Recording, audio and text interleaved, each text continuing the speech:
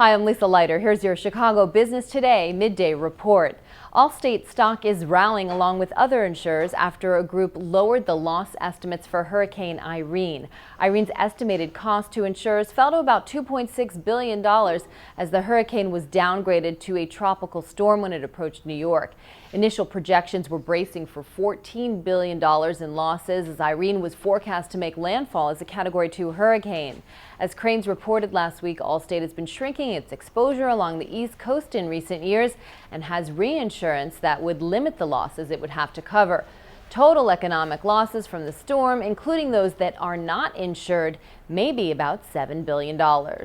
Well, just in time for an NBC show premiere about the original Playboy Club, plans are in the works for a new Chicago Playboy Club just blocks away from where the original one opened more than a half-century ago. Crain has learned that Playboy Enterprises has signed a licensing deal for a spot on the near north side. Boston-based Tremont Realty Capital is eyeing a mansion that is now the site of Il Molino restaurant.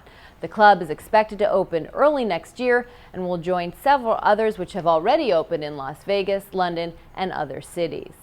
Meanwhile, Playboy still claims Chicago as its corporate headquarters, but the company's top executives are calling Los Angeles home. Its chief financial officer, head of human resources, and general counsel all moved to LA over the past year to be closer to the company's chief executive, Scott Flanders, who also runs the company from there.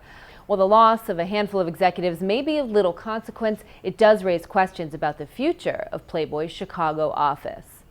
And finally, the Melmans are bringing some star power to a new River North restaurant. RJ Jarrett and Molly Melman of Let Us Entertain You Enterprises are teaming up with Bill and Juliana Rancic of reality TV fame.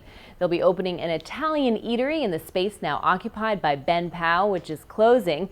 The restaurant doesn't have a name yet. Ben Powell is closing next month after 15 years in business. Well, that's this edition of Chicago Business Today. For more on these stories, be sure to stick with chicagobusiness.com. Thanks for watching. We'll see you tomorrow.